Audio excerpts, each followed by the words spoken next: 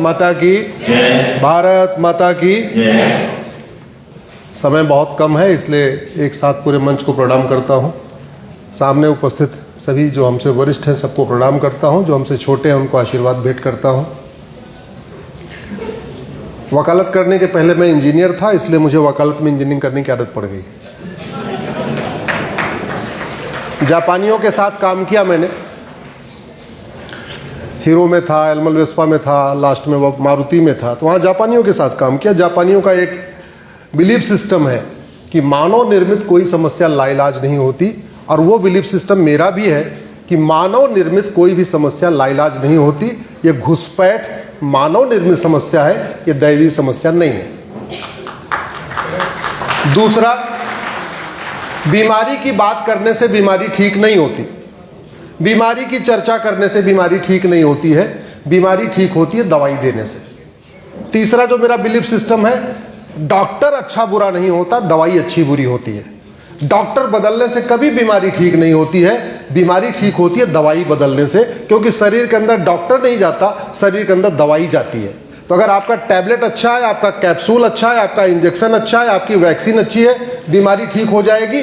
नहीं तो डॉक्टर बहुत स्मार्ट हो, बढ़िया चश्मा लगाने वाला हो, बढ़िया सफ़ेद सफ़ेद कोट पहनने वाला हो, बीमारी ठीक नहीं होने वाली।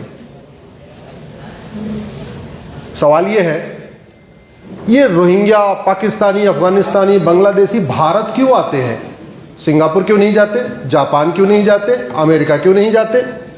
दुबई क्यों नहीं जाते? अब आपका उत्तर होगा कि बॉर्डर खुला हुआ है। मैं गांव का रहने वाला हूं और मैं गांव से एक सीख अपनी बताता हूं। गांव में सबका घर का बॉर्डर खुला होता है, वहां बाउंड्री होती नहीं, बाउंड्री का कॉन्सेप्ट ही नहीं, बस घर होता है, बस बाउंड्री नहीं होती। लेकिन कुत्ते उसी घर के सामने जाके बैठते हैं जहां रोटी मिलती है, और जहां लठ मिलती है वहां कभी कुत्ते नहीं जाते।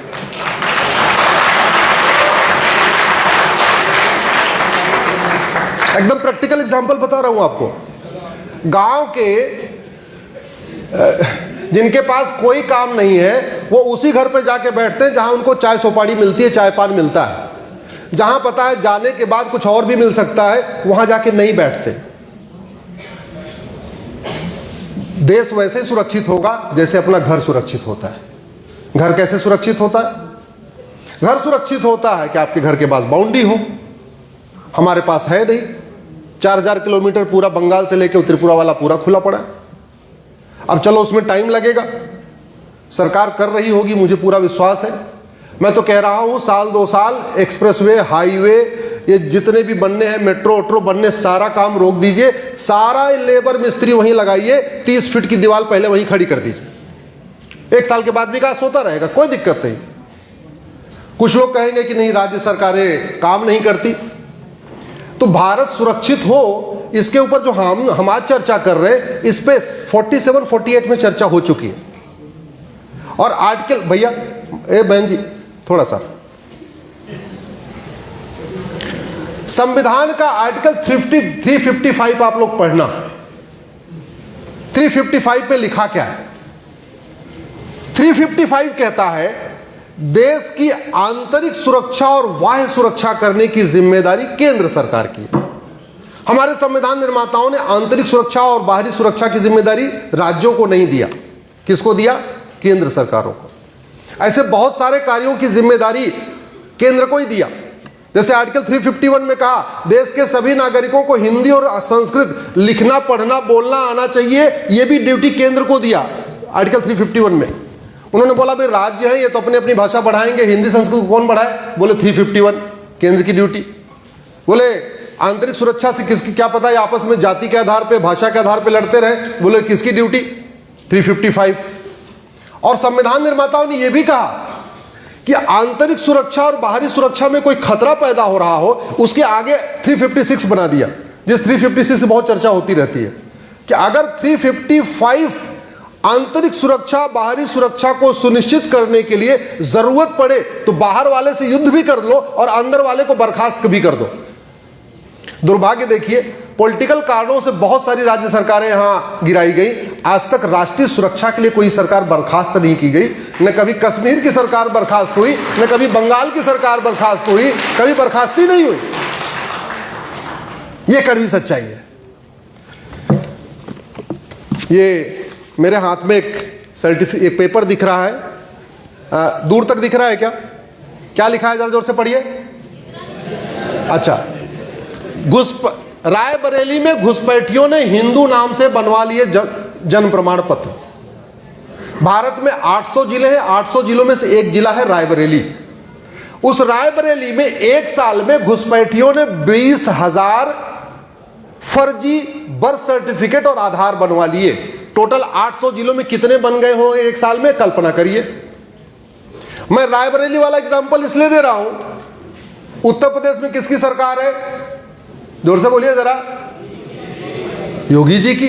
भारत के सबसे दबंग मुख्यमंत्री कौन माने जाते हैं? योगी जी। बुलडोजर कहां चल रहा है? उत्तर प्रदेश में।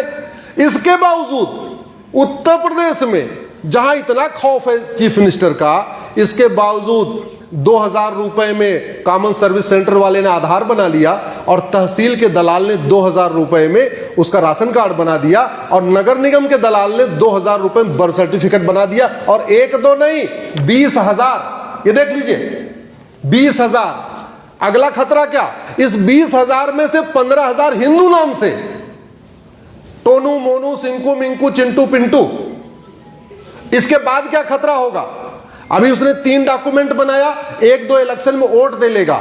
वोट देने के बाद ये 15,000 एक दिन इकट्ठा होंगे, वहां एक जलसा होगा और ये कहेंगे ये 15,000 हिंदू अब धर्मांतरण करके इस्लाम कबूल कर रहे हैं।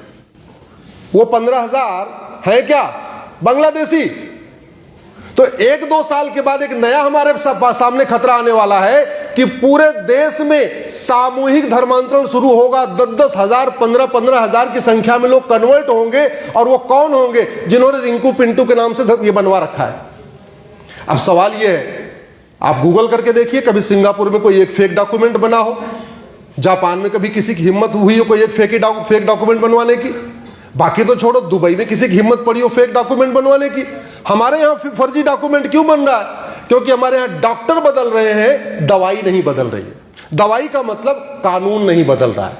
भगवान श्री राम ने कहा था भय बिन होए न प्रीत। भगवान कृष्ण ने कहा था सठे साठ्यम समाचरित। जब तक राम नीति और कृष्ण नीति नहीं लागू होगी तब तक घुसपैठियों को भगाना, भारत को सुरक्षित करना मुश्किल नहीं, नामुमकिन है। और कैसे कैसे कानून? ये घुसपैठ हमारी राष्ट्र की सुरक्षा के लिए खतरा है कि नहीं? जोर से बताइए जरा। आवाज इतनी, डीयू के बच्चों की इतनी धीरे आवाज, तेज बोलो। आवाज सुप्रीम कोर्ट तक जानी चाहिए आपकी। सुप्रीम कोर्ट तक इसलिए जानी चाहिए कि मैंने 2017 में PIL फाइल किया था, आज भी कोर्ट में पेंडिंग है। उसका नंबर है writ petition civil number 924 of 2017। उसमें मैंने आंकड़ों के साथ कहा था कि 5 करोड़ घुसपैठिए आ चुके हैं। 2017 की बात बता रहा हूं, अब तो 25 चल रहा है। किसी को PIL चाहिए होगी कुछ रिसर्च करने के लिए, मैं शेयर कर दूंगा, आप लोग पढ़ते रहना उसको। घुसपैठ राष्ट्र की सुरक्षा के लिए हमारे खतरा है, और जो राष्ट्र की सुरक्षा के लिए खतरा है उसके लिए कानून है, उसका नाम है नेशनल सिक्योरिटी एक्ट।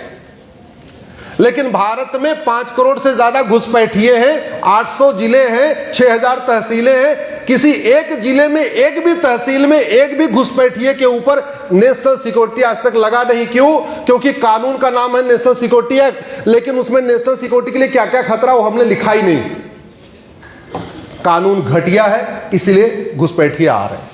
दूसरा, एक हमारे कानून है unlawful activity act, unlawful prevention activity act, उसको कहते हैं UAPA। अनलॉफुल प्रिवेंशन एक्ट है हमारे पास। और मैं आपसे पूछता हूं, ये घुसपैठ अनलॉफुल एक्टिविटी है, लॉफुल एक्टिविटी है?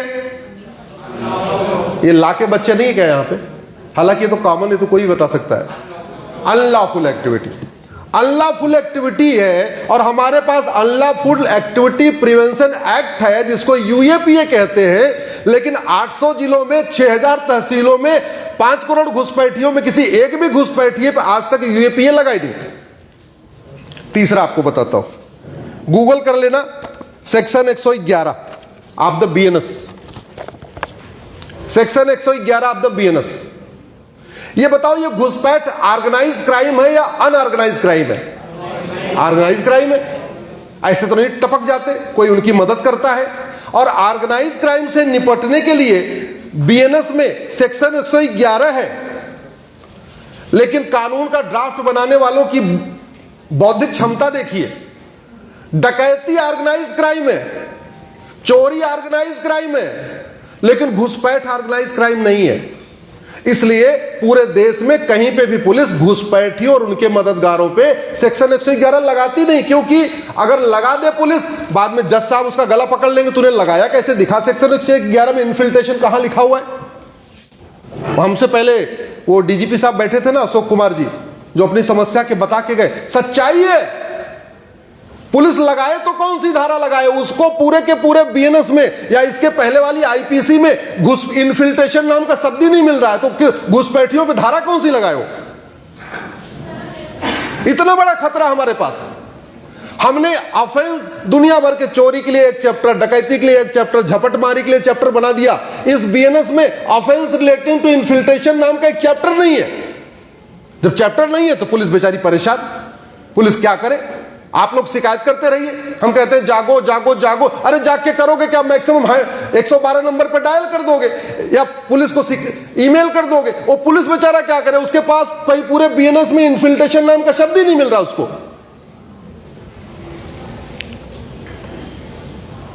घुसपैठ अपने आप में टेररिज्म है। घुसपैठ अपने आप में वेजिंग वॉर है, इनडायरेक्ट वॉर है। घुसपैठ हमारी देश की एकता अखंडता के लिए खतरा है। घुसपैठ हमारी संप्रभुता के लिए खतरा है। अल्टीमेटली मुगल क्या करने आए थे, जिसको हम कहते हैं मुगल आए अटैक किए, अरे हमारी जमीनों पे कब्जा किया ना, तो वैसे तलवार के दम पे कब्जा कर लिया। आजकल लोग ऐसे सिंपली भेज भेज के कब्जा कर ले रहे हैं, हमारी जमीनों पे कब्जा हो रहा है। सर्बानंद सोनोवाल के केस में सुप्रीम कोर्ट ने 2013-5 में कहा भी है कि this infiltration is act of aggression. आप लोग गूगल कर सकते हैं, सर्बानंद सोनोवाल केस 2005। अच्छे जज थे, हालांकि सुप्रीम कोर्ट के ऐसे फैसले बहुत कम ही आते हैं, लेकिन उसमें 2016 सर्बानंद सोनोवाल जो अभी आजकल कैबिनेट मिनिस्टर है, पहले मुख्यमंत्री थे, उसके पहले उन्होंने पीआईएल फाइल किया था। उस केस में माननीय सुप्रीम कोर्ट ने कहा कि infiltration is act of aggression, infiltration is a waging war. और वेजिंग वॉर के लिए हमारे पास इस बीएनएस में सेक्शन 147 है, लेकिन सेक्शन 147 में हमने डिफाइन नहीं किया कि वेजिंग वॉर क्या क्या है। सेक्शन 111 ऑर्गेनाइज क्राइम है, हमने डिफाइन नहीं किया कि घुसपैठ भी ऑर्गेनाइज क्राइम है। यह घुसपैठ अपने आप में एक्ट ऑफ टेररिज्म है, उसके लिए सेक्शन 113 है, हमने डिफाइन नहीं किया। घुसपैठ हमारी राष्ट्रीय संप्रभुता के लिए खतरा है, एकता अखंडता के लिए खतरा है, और उसके लिए सेक्शन 112 है, हमने डिफाइन ही नहीं किया। हाँ, ये घुसपैठ हमारी एकता अखंडता संप्रभुता के लिए खतरा है। घुसपैठियों की मदद करना सबसे बड़ा देशद्रोह है, मेरा व्यक्तिगत मानिए, हमसे पूछिए तो। आप लोगों को घुसपैठियों की मदद करने वाले क्या लगते हैं मुझे नहीं पता। मेरा मानना है घुसपैठियों की मदद करने वाले देश के सबसे बड़े गद्दार हैं और सबसे बड़े देशद्रोही हैं।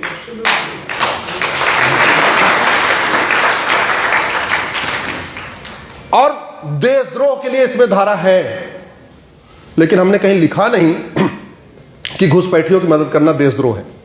जब लिखा नहीं तो पुलिस लगाएगी नहीं, पुलिस लगाएगी नहीं तो फिर सजा होगी नहीं, जब सजा होगी नहीं तो खौफ पैदा नहीं होगा, खौफ पैदा नहीं होगा तो जो पहले 5 करोड़ आ गए वो तो आ ही गए, बाकी आते जा रहे हैं, आते जा रहे हैं, आज भी आ रहे हैं। और कैसे आ रहे हैं, आप लोग गूगल करना, BSF commandant 22 crore Bengal border. एक बीएसएफ कमांडेंट के घर पे 22 करोड़ रुपए मिला है। खत्म कर रहा हूं सर, क्वेश्चन आंसर मत लीजिएगा, मैं बात खत्म कर रहा हूं। एक बीएसएफ कमांडेंट के घर पे 22 करोड़ मिला है, फैक्ट आपको बता रहा हूं, गूगल कर लेना।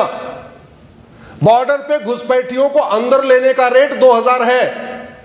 इसका मतलब एक बीएसएफ कमांडेंट ने 1,10,000 घुसपैठियों को अंदर करा दिया।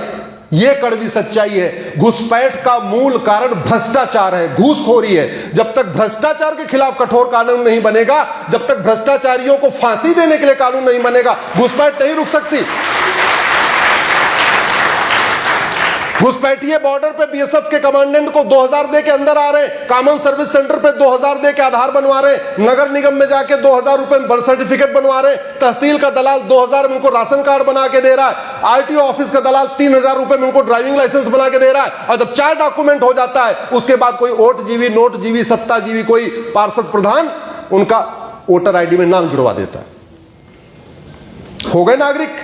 लागत कितनी आई? 12 से 15 हजार। भारत का नागरिक बनने में, बॉर्डर पे क्रॉस करके दिल्ली का नागरिक बनने तक कितने खर्चे आए? 15 हजार। और एक साल में उसको फायदा कितना? 3.5 लाख का प्रधानमंत्री आवास। अल्पसंख्यक योजना का अलग लाभ ले रहा है, गरीबी के अलग लाभ ले रहा है, बीपीएल का अलग लाभ ले रहा है, मुद्रा लोन उठा रहा है, मुफ्त में राशन, मुफ्त में मकान, मुफ्त में कपड़ा, सब कुछ लेके जा रहा है। और किसके पैसे से जा रहा है? टैक्स पेयर के पैसे से। तो हमने कानून बदला ही नहीं, तो कहां से भारत सुरक्षित हो जाएगा? और इसकी सीरियसनेस बताता हूं। कल मेरी पीआईएल पे सुनवाई है एसआईआर के ऊपर सुप्रीम कोर्ट में, और कितनी फंडिंग आ रही है इसका आप वो समझ सकते हैं कि कितनी बड़ी फंडिंग आ रही है इनको कवर फायर देने के लिए। बिहार में एसआईआर ना हो इसके लिए 20 पीआईएल है सर, और बिहार में ही नहीं पूरे देश में एसआईआर होनी चाहिए, उसके लिए केवल 1 पीआईएल है। यहां लड़ाई सुप्रीम कोर्ट में कितनी है? 1:20 की है। एक तरफ अपन खड़े रहेंगे और दूसरी तरफ भूतपूर्व कानून मंत्री, भूतपूर्व विदेश मंत्री, भूतपूर्व शिक्षा मंत्री, भूतपूर्व चिकित्सा मंत्री, भूतपूर्व वित्त मंत्री। यह लड़ाई है। क्यों? क्योंकि उधर से कोई फ्री में नहीं लड़ रहा है। पैसा कहां से आ रहा है? जो भारत के अंदर ड्रग का पैसा जनरेट हो रहा है, वो सारा का सारा ड्रग का पैसा घुसपैठियों को सेटल करने में खर्च हो रहा है। तो अगर घुसपैठ रोकना है तो आपको ड्रग स्मगलिंग को जघन्य अपराध घोषित करना पड़ेगा। साइबर फ्रॉड का पैसा कहां जा रहा है? घुसपैठियों को मदद करने में जा रहा है। अगर आपको घुसपैठ रोकना है तो आपको साइबर फ्रॉड को जघन्य अपराध घोषित करना पड़ेगा। एफसीआरए जो 2010 में बना था, उसकी 90% फंडिंग अलगाववादियों को हो रही है, माओवादियों को हो रही है, नक्सलियों को हो रही है, जिहादियों को हो रही है, घुसपैठियों को हो रही है, उनके मददगारों को हो रही है। और एफसीआरए से कितना पैसा आ रहा है? 50,000 करोड़। 1-2 करोड़ नहीं आ रहा है। मेरी उसमें पीआईएल चल रही है यूनिफॉर्म बैंकिंग कोड के ऊपर। अब प्राइवेट बैंकें हवाला का काम कर रही हैं। दुनिया की कई प्राइवेट बैंकें जिनके ऑफिस यहीं दिल्ली में है, मुंबई में है, बाकायदा वो बाहर से फंडिंग करवा रही है। उदाहरण के लिए एक छांगुर जलालुद्दीन पकड़ा गया उत्तर प्रदेश में, शायद सबने सुना होगा उसके बारे में। 40 एनजीओ थे उसके पास, 40 एनजीओ, और 500 करोड़ की फंडिंग आई है उसकी। इसलिए कहता हूं अगर भारत को सुरक्षित बनाना है तो आपको अंग्रेजों के 100% कानून खत्म करने पड़ेंगे, और कांग्रेस के द्वारा बनाए गए कम से कम 50 कानून खत्म करने पड़ेंगे। मैं किसी भी मंच पे सार्वजनिक चर्चा करने के लिए तैयार हूं, कोई मुझे यह सिद्ध कर दे अंग्रेजों ने इस देश के लिए एक भी कानून बनाया। मैं धन्यवाद दूंगा प्रधानमंत्री जी को, पिछले 11 साल में 1,500 कानून उन्होंने खत्म किए हैं, लेकिन अभी 225 कानून बाकी हैं। हमारी लड़ाई अब उनके खिलाफ चल रही है कि ये 225 भी खत्म हो जाए। लेकिन कांग्रेस ने भी अंग्रेजों से भी खतरनाक कानून बनाया। ये जो 2010 का एफसीआरए बना, ये अलगाववादियों को फंडिंग, माओवादियों को फंडिंग, नक्सलियों को फंडिंग, जिहादियों को फंडिंग, पत्रकारों को फंडिंग, नेताओं को फंडिंग, अभिनेताओं को फंडिंग, लेखकों को फंडिंग, बुद्धिजीवियों को फंडिंग, यूट्यूबर को फंडिंग। और जानते हैं इस एफसीआरए का 90% फंडिंग जा रही है देश के खिलाफ जहर उगलने वालों को। इस एफसीआरए की केवल 10% फंडिंग हो रही है वास्तव में जो देश के लिए काम करते हैं। मतलब पूरी थाली उधर जा रही है, इधर जूठन आ रही है, रोटी का टुकड़ा आ रहा है। दुर्भाग्य देखिए, उस रोटी के टुकड़े के चक्कर में भी लोग, उधर थाली जा रही है, कोई बात नहीं, चलता रहेगा, हमें रोटी का टुकड़ा मिल तो रहा है। इस एफसीआरए को खत्म करना पड़ेगा। भारत में जस्टिस विद इन ईयर लागू करना पड़ेगा। वर्तमान जुडिशियल सिस्टम को आपको बिल्कुल चेंज करना पड़ेगा। मैं कह रहा हूं कोई भी ईमानदार पुलिस वाला हो, कितना भी ईमानदार कप्तान हो, कितना भी ईमानदार थानेदार हो, सर सजा दिलवा ही नहीं सकता। क्यों? गवाह चाहिए। अब बताओ घुसपैठियों के खिलाफ कौन गवाही देगा? कितने दिन गवाही देगा? गवाही दे दे, पता चला वो बेटी को उठा के ले जा रहे। जब तक नार्को पॉलीग्राफ ब्रेन मैपिंग कानून नहीं बनेगा तब तक ये समस्या का समाधान नहीं होगा। समय सर का आदेश है, बार बार वो घड़ी देख रहे हैं, हमको इशारा कर रहे हैं, इसलिए मैं अपनी बात खत्म कर रहा हूं। इतना मैं जरूर कहता हूं, क्लोजिंग कर रहा हूं सर। पंडित नंदराम टिक्कू अफगानिस्तान के प्रधानमंत्री थे 1805 में, कश्मीरी ब्राह्मण थे। कभी सोचा नहीं था कि अफगानिस्तान जहां पंडित नंदराम टिक्कू प्रधानमंत्री हैं वहां हिंदू जीरो हो जाएंगे। राजा रणजीत सिंह जी ने कभी सोचा नहीं था कि पंजाब के 2 टुकड़े होंगे, हुआ। और जब 2 टुकड़े हुए तो जो ईस्ट पंजाब गया, ईस्ट पंजाब हमारे पास जो वेस्ट पंजाब है, वेस्ट पंजाब वालों ने कभी सोचा नहीं हम खत्म हो जाएंगे, हुए। बंगाल के राजा शशांक ने कभी सोचा नहीं था कि बंगाल का 2 टुकड़ा होगा, हुआ। और जब 2 टुकड़ा हुआ तो वेस्ट बंगाल वाले तो ठीक है 70% बच गए, ईस्ट पंजाब वाले खत्म हो जाएंगे, उन्होंने भी नहीं सोचा था, हुआ। आडवाणी जी ने कभी नहीं सोचा था मकान दुकान खेत खलिहान छोड़ के भागना पड़ेगा। इंद्र कुमार गुजराल साहब, मनमोहन सिंह जी, मिल्खा सिंह जी, राजकुमार, पृथ्वीराज कपूर, सुनील दत्त, गुलजार साहब, देवानंद जी, कितने ऐसे नाम हैं। कभी सोचा था क्या मकान दुकान खेत खलिहान छोड़ के भागना पड़ेगा? वास्तव में ये जो जनरेशन पीछे बैठी है, अगर हम चाहते हैं इसका भविष्य सुरक्षित रहे, ये पीढ़ियां सुरक्षित रहे, तो ऐसे कार्यक्रम तो हर यूनिवर्सिटी में होने चाहिए। इससे जागरूकता बढ़ेगी। मैं सीमा जागरण मंच से आग्रह करूंगा, ऐसे कार्यक्रम साल में 1 मत करिए। मैं हाथ जोड़ के निवेदन कर रहा हूं सर, हमारे यंग जनरेशन को इसके खतरों का कुछ पता ही नहीं है। भाई साहब बैठे हैं, मैं आग्रह करता हूं, सीमा जागरण मंच का एक सीरीज शुरू करिए, प्रत्येक विश्वविद्यालय में एक कार्यक्रम शुरू करिए। और मैं सारा काम धाम छोड़ के मैं आने के लिए तैयार हूं, ये भी आपसे वादा करके जा रहा हूं।